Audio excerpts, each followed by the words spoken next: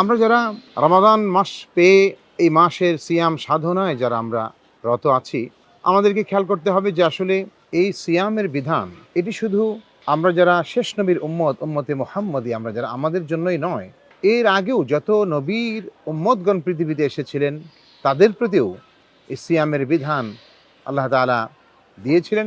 এবং তারা ধরন প্রক্রিয়া হয়তো ভিন্ন রকম ছিল, কিন্তু তারা সিয়াম পালন করেছেন, সওম পালন করেছেন। এবং এই কথাটি আল্লাহ রাব্বুল আলামিন স্পষ্ট করে কোরআনে কারিমে বলেছেন, ইয়া আইয়ুহাল্লাযীনা আমানু কুতিবা আলাইকুমুস সিয়াম কামা কুতিবা আলাল্লাযীনা মিন ক্বাবলিকুম লাআল্লাকুম তাত্তাকুন।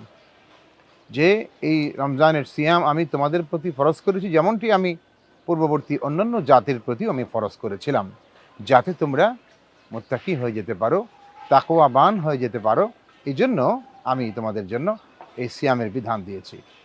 সিয়াম পালন করতে গিয়ে আমরা খেয়াল করি যে আসলে খুদ রাসূল করিম সাল্লাল্লাহু আলাইহি ওয়াসাল্লাম তিনি নিজেও কিন্তু এই রোজার বিধান তিনি পালন করেছেন, যেমনটি তিনি শরীয়তের অন্যান্য হুকুমগুলি পালন করেছেন এবং সেই বিধান পালন করে আমাদেরকে বলেছেন যে আমাকে তোমরা ফলো করবে, আমি যেরকম ঠিক ওইভাবেই তোমাদেরকে করতে হবে। নামাজের ক্ষেত্রে বলেছেন সল্লু কামা রাআইতুমুনি উসাল্লি, আমি যেরকম নামাজ পড়ি তোমাকে সেরকম পড়তে হবে। রোজার ক্ষেত্রেও একই কথা আল্লাহ পাক বলছেন তাকে উসওয়া, লাকাদ কানা লাকুম ফি রাসূলিল্লাহি উসওয়াতুন হাসানা, নবীজি আমাদের জন্য সর্বোত্তম নমুনা আদর্শ। ইবাদতের ক্ষেত্রে, মুআমালাতের ক্ষেত্রে, মুআশারাতের ক্ষেত্রে, দিনের সার্বিক মানে সর্বাঙ্গীন যত দিক থাকতে পারে, একটা ইসলামের যতগুলি দিক হতে পারে, সার্বিক বিষয়ে আমরা একমাত্র অনুসরণ করব, ফলো করব মুহাম্মদুর রাসূলুল্লাহ সাল্লাল্লাহু আলাইহি সাল্লামকে। ঠিক নবীজির পরে সাহাবায়ে কেরাম রাদিয়াল্লাহু আনহুম তারা কিভাবে আমলগুলি করেছেন, নামাজ তারা কিভাবে আদায় করেছেন, সোম তারা কিভাবে পালন করেছেন, তারা যাকাত কিভাবে আদায় করেছেন, অন্যান্য বিধানগুলি তারা কিভাবে পালন করেছেন, সেগুলিও আমাদের জন্য অনুকরণীয় বিষয়। কারণ সাহাবায়ে কেরাম রাদিয়াল্লাহু আনহুম তারা তারা হচ্ছেন যে আনুগত্যের ক্ষেত্রে কিভাবে আনুগত্য করতে হয়, রাসূল করিম সাল্লাল্লাহু আলাইহি সাল্লামের অনুসরণটা কিভাবে করতে হয়, তারা ছিলেন আমাদের জন্য সবচেয়ে সর্বোত্তম দৃষ্টান্ত এবং নমুনা। তারা আমাদের সামনে রেখে গেছেন, তারা আমাদের জন্য উদাহরণ। প্রিয় দর্শক, কাজেই সাহাবায়ে কেরাম রাদিয়াল্লাহু আনহুম রমজানের এই মাস শুরু হলে পরে তারা কিভাবে কাটাতেন এই রমজান, তাদের আদত ছিল, অভ্যাস ছিল এটা যে নিজেরা তো রমজানের রোজা পালন করতেনই, তাদের পরিবারের যারা সদস্য প্রত্যেককে ইন্ডিভিজুয়ালি আলাদাভাবে খোঁজ নিতেন যে আমার ভাই বোন সন্তান বা পরিবারের খুব কাছের যারা নিকট আত্মীয় তারাও রোজা পালন করছে কিনা এটা খোঁজখবর নিতেন।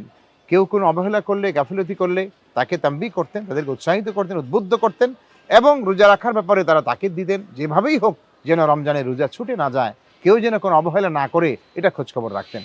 এমনকি হাদিসের বর্ণনায় আসছে যে অনেক সময় ছোট ছোট বাচ্চা যাদের উপর এখনো রোজা ফরজই হয়নি তাদেরকেও তারা অভ্যস্ত করানোর জন্য, তাদেরকে আদত গড়ে তোলার জন্য বাচ্চারাও তাদেরকে উদ্বুদ্ধ করতেন, উৎসাহিত করতেন যে তোমরাও কি করো, রোজা পালন করো।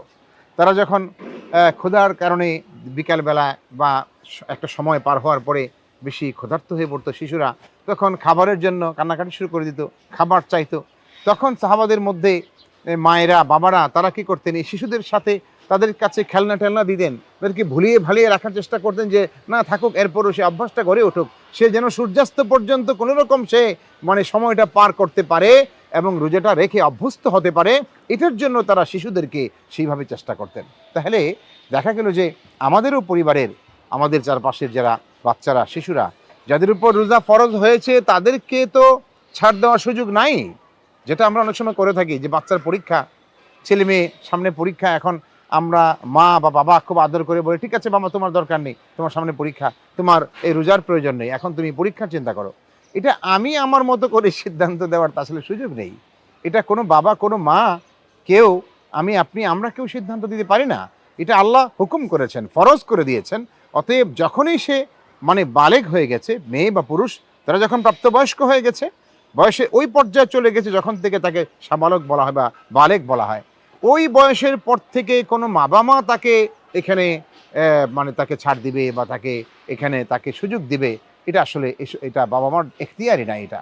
বা কোনো শিক্ষক বা কোনো মুরব্বী কেউ তাকে বলবে যে ঠিক আছে তোমার দরকার নাই, এটা বলার কোনো এখতিয়ার নাই। তার মানে হচ্ছে যে ফরজ হওয়ার পরে বিধান তার উপর আরোপ হয়েছে, ফরজ বিধান তাকে পালন করতেই হবে। শরীয়ত যেখানে মানে মাজুর যেটাকে বলা হয়, অসুস্থতা, বড় ধরনের কোনো সমস্যা, সেই যেখানে শরীয়তে তাকে অসুস্থতার কারণে, সফরের কারণে, অন্য কোনো কারণে যেখানে ছাড় দেওয়া হয়েছে সেটুকু সে ছাড় পাবে। কিন্তু এছাড়া এমনিতেই কোনো পরীক্ষা বা কোনো একটা পারিবারিক প্রোগ্রাম যেতে হবে, দেশের বাইরে ঘুরতে যাবে, এইসব উছিলা করে কেউ রোজা ছেড়ে দিবে বা কোনো আল্লাহর হুকুমকে সে ছেড়ে দিবে, এই সুযোগ নেই এবং এটা কখনোই চিন্তা করা যায় না। তো আমরা বলছিলাম যে আমাদের শিশুদেরকেও চেষ্টা করতে হবে, তাদেরকে যেন আমরা সেইভাবেই গড়ে তুলতে পারি। আমাদের বাচ্চাদেরকে রোজা রাখার ব্যাপারে, নামাজ পড়ার ব্যাপারে, কোরআন তেলাওয়াতের ব্যাপারে তাদেরকে আমরা উৎসাহিত করব, উদ্বুদ্ধ করব। প্রত্যেকটা শিশুকে, প্রত্যেকটা বাচ্চাকে, ফ্যামিলির বাচ্চাদেরকে আমরা যখন মক্কা মদিনায় যাই, আমরা দেখি সেখানকার যারা মুসলিম পুরুষ নারী বাচ্চাদেরকে সাথে রাখেন, তারাও মসজিদে আসেন, মসজিদে হারামে নববীতে তারা কিন্তু বাচ্চাদেরকে নিয়েই আসেন, বাচ্চাদেরকে বাইরে রেখে আসেন না, নিয়েই আসেন।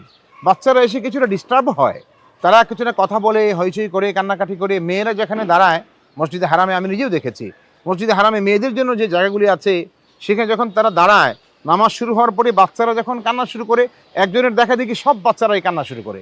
তো এই কান্নার কারণে কিছুটা অসুবিধা হয়। এই অসুবিধাটাকে তারা মেনে নিয়েই তারা বাচ্চাদেরকে সাথে আনেন, যেন তারা অভ্যস্ত হয়, তারা শেখে, তারা যেন এই নামাজের এই রহমত এবং বরকতময় পরিবেশ থেকে তারা যেন কিছুটা কল্যাণ লাভ করতে পারে, এই জন্য বাচ্চাদেরকে সাথে নিয়ে আসেন। এটা আমাদেরকে, অর্থাৎ শিশুদেরকে শিশু বেলা থেকে সেই শিশু মনে তাকে নামাজের প্রতি, রোজার প্রতি, আল্লাহর হুকুম পালনের প্রতি তার মধ্যে সেই আগ্রহটা তৈরি করা, এটা বড়দের কাজ, মুরব্বীদের কাজ, পিতামাতার কাজ এবং যারা গার্ডিয়ান তাদের দায়িত্ব। এটা আমরা করবো অবশ্যই। আরেকটা হচ্ছে যে সাহাবায়ে কেরাম রাদিয়াল্লাহু আনহুম তারা যেটা করতেন, রমজানের ওই সময়টাতে তারা সবসময় খেয়াল করতেন শাহরুল মুওয়াসাত। রাসূল করিম সাল্লাল্লাহু আলাইহি ওয়াসাল্লাম বলেছেন যে এটা হচ্ছে সহমর্মিতা দেখানোর মাস, মানুষের প্রতি সহানুভূতি দেখানোর মাস, মানুষের প্রতি আদর ভালোবাসা দেখানোর মাস। আসলে মানব মানে মানবতার যে আসল দাবি যেটা, যে আমি যে মানুষের জন্য, আমি যে মানুষের কল্যাণকামী, আমি যে মানুষের ভালো চাই, আমি চারপাশের মানুষকে ভালো দেখতে চাই, এটা এই রমজানের বড় একটা শিক্ষা হলো এটা, যে আমি যখন ক্ষুধার্ত হই, আমি যখন পিপাসার্ত হই, সন্ধ্যার আগে আগে, ইফতারের আগে আগে আমরা স্বাভাবিকভাবেই সবাই আমরা ক্ষুধার্ত হই, আমরা পিপাসার্ত হই, তখন অনুভব হয় যে মানুষটি আসলেই প্রকৃত অর্থেই তার সংকটের কারণে, আর্থিক মানে সমস্যার কারণে যিনি সময় মতো খাবার পানীয় তিনি আয়োজন করতে পারেন না, সংগ্রহ করতে পারেন না, যে মানুষটি অনাহারেই দিন কাটান, রাত কাটান না খেয়ে, সে মানুষগুলো আসলে কতটা কষ্ট করেন। সেই কষ্টটা অনুভব করার জন্য আল্লাহ পাক সিয়ামের বিধান দিয়েছেন এবং নবীজি বলেছেন শাহরুল মুওয়াসাত। এই জন্য সাহাবায়ে কেরাম খোঁজ নিতেন কারা কষ্টে আছে, কারা বিপদে আছে, কাদের কি অসুবিধা। এমনকি খুব প্রতিবেশীদের মধ্যে আমার মানুষ থাকতে পারেন যে যারা হয়তো একসময় ব্যবসায়ী ছিলেন, একসময় আর্থিক অনেক সঙ্গতি ছিল, কোনো কারণে সময়ের ব্যবধানে, সময়ের চেঞ্জ হওয়া একটা পর্যায়ে গিয়ে মানে এমন হয়েছে তিনি আর্থিক সংকটে পড়ে গেছেন, হয়তো বা অসুবিধায় পড়ে গেছেন, ঋণগ্রস্ত হয়ে পড়েছেন, কোনো না কোনো রকমের অসুবিধায় পড়ে গেছেন, অসুস্থ হওয়ার কারণে আয় ইনকামের পথ বন্ধ হয়ে গেছে, এটা হতে পারে। সেই ধরনের মানুষগুলা খুঁজে তাদের পাশে দাঁড়ানো, এটা একটা গুরুত্বপূর্ণ শিক্ষা এবং সিয়ামের একটা বড় শিক্ষা, যে আল্লাহ পাক চান যে বান্দা তুমিও না খেয়ে পানাহার থেকে বিরত থেকে তুমি দেখো যে আসলে যারা খেতে পায় না তাদের কষ্টটা কি। আমরা সেটা বোঝার চেষ্টা করব, জানার চেষ্টা করব। এবং রমজানের মাঝের দশক আমরা জানি মাগফিরাতের দশক। এই আল্লাহর কাছে ক্ষমা পাওয়ার জন্য মাগফিরাত আমরা পেতে চাই, কারণ ক্ষমা না পেয়ে যদি আমার জীবনের সমাপ্তি হয়, আল্লাহর কাছে ক্ষমা আমি পেলাম না, আমি মাগফুর হতে পারলাম না, ক্ষমাপ্রাপ্ত বান্দাদের মধ্যে আমি সামিল হতে পারলাম না, এই অবস্থায় যদি আমার জীবনের সমাপ্তি ঘটে, তাহলে তো আর ছাড় পাওয়ার কোনো সুযোগ নেই আল্লাহর কাছে গিয়ে। এই জন্য আল্লাহর কাছে আমাকে প্রস্তুত থাকতে হবে রমজানের এই সময়টাতে, মাগফিরাতের দশকে আল্লাহর কাছে বেশি বেশি ক্ষমা চাওয়ার অভ্যাসটা আমাদের গড়ে তুলতে হবে। ইস্তেগফার বেশি করে করতে হবে, বারবার ক্ষমা চাইতে হবে। সৈয়দুল ইস্তেগফার একটা আছে, অনেক সুন্দর একটি দোয়া নবীজি আমাদের শিখাইছেন। এই দোয়াটা যারা পারি আমরা মুখস্থ করে নেব। আল্লাহুম্মা আনতা রাব্বি লা ইলাহা ইল্লা আনতা খালাকতানি ওয়া আনা আবদুকা ওয়া আনা আলা আহদিকা ওয়া ওয়া'দিকা মাসতাতা'তু আউযু বিকা মিন শাররি মা সানা'তু আবুউ লাকা বিনি'মাতিকা আলাইয়া ওয়া আবুউ বিযামবি ফাগফির লি ফাইন্নাহু লা ইয়াগফিরুয যুনুবা ইল্লা আনতা। এই দোয়া পড়ার কারণে সকালবেলায় যদি কেউ পড়ে, সারাদিনের সূর্যাস্তের আগে মওত হয়ে গেলে আল্লাহ তাকে ক্ষমা করে দিবেন। রাতের বেলায় কেউ যদি পড়ে, সূর্য উদয়ের আগে রাতের মধ্যে মৃত্যু হয়ে যায়, আল্লাহ তাকে মাগফুর এবং ক্ষমাপ্রাপ্ত হিসেবে আল্লাহ কবুল করবেন। এই জন্য ক্ষমা পাওয়ার জন্য আমাকে আল্লাহর কাছে ক্ষমা চাইতে হবে। আর আরেকটা গুরুত্বপূর্ণ বিষয় হচ্ছে, একদিকে আল্লাহর হক, আমার দ্বারা যা কিছু ত্রুটি হয়েছে এটার জন্য ক্ষমা চাইবো আমি। আরেকদিকে মানুষের কোনো হক থাকলে সেটাও রমজানের এই বরকতময় দিনে আমাকে চিন্তা করতে হবে। কাউকে খারাপ আচরণ করা হয়েছে কারোর সাথে, কাউকে গালি দেওয়া হয়েছে, কাউকে কটু কথা বলা হয়েছে, কাউকে মানসিকভাবে কষ্ট দেওয়া হয়েছে, কাউকে শারীরিকভাবে টর্চার করা হয়েছে, এই ধরনের কোনো বিষয় আশয় থেকে থাকলে, অথবা কারো সম্পদ, কারো অর্থ এটা আমার দ্বারা কোনোভাবে সে খেয়ানত হয়েছে, এই ধরনের বিষয় থাকলে মানুষের থেকে ক্ষমা চেয়ে নিতে হবে। আল্লাহর কাছে ক্ষমা পাওয়ার জন্য বান্দার যদি কোনো হক থেকে থাকে, সেই বান্দার হক তাকে গিয়ে বলে ক্ষমা চেয়ে, আচরণগত বিষয় হলে ক্ষমা চেয়ে নিতে হবে, আর্থিক বিষয় হলে তাকে তার অর্থ তার কাছে ফেরত দিয়ে অথবা ক্ষমা চেয়ে তার থেকে মুক্ত হতে হবে। এবং আল্লাহর কাছে আমাদেরকে অবশ্যই মাগফিরাতের দশকে আমাদেরকে আল্লাহর কাছে বলতে হবে, মালিক আমরা ক্ষমাই চাই, আমরা আপনার রহমত যেরকম চাই, আমরা ক্ষমা প্রাপ্ত হতে চাই, আপনি আমাদের ক্ষমা করে দিন। আপনি আমাদেরকে একটি পরিচ্ছন্ন জীবন, একটি বিশুদ্ধ জীবন, একটি সুন্দর জীবন, একটি পবিত্র জীবন আমাদেরকে দান করুন। সেই আশা আল্লাহর কাছে করতে হবে এবং বারবার চাইতে হবে। আর যেটা আমরা বললাম যে এইভাবে আল্লাহর কাছে ক্ষমা চাওয়া, মানুষের থেকে, মানুষের হক থাকলে এর থেকে নিজেকে মুক্ত করা, এই কাজগুলো আমাদেরকে করতে হবে। তবেই আমরা আল্লাহর কাছে ক্ষমাপ্রাপ্ত মানুষ হিসেবে কবুল হয়ে যাব ইনশাআল্লাহ। এবং মাগফিরাতের দশকে আমরা অবশ্যই চেষ্টা করব আমরা ওইসব মানুষ, ভাগ্যবান মানুষ এবং নসিবওয়ালা, কপালওয়ালা মানুষ যারা সত্যিকার অর্থেই আল্লাহর কাছে ক্ষমাপ্রাপ্ত বান্দা হিসাবে আল্লাহ ঘোষণা দেয়া দিবেন, আমরা যেন তাদের কাতারে সামিল হয়ে যেতে পারি। আল্লাহ আমাদের সবাইকে তৌফিক দেন রমজানের বরকত, রহমত, মাগফিরাত হাসিল করার জন্য। আল্লাহ আমাদের সবাইকে কবুল করুন, তৌফিক দিন। আমিন। ওসল্লাল্লাহু তাআলা আলা নবিয়িল করিম। আসসালামু আলাইকুম ওয়া রাহমাতুল্লাহি ওয়া বারাকাতুহু।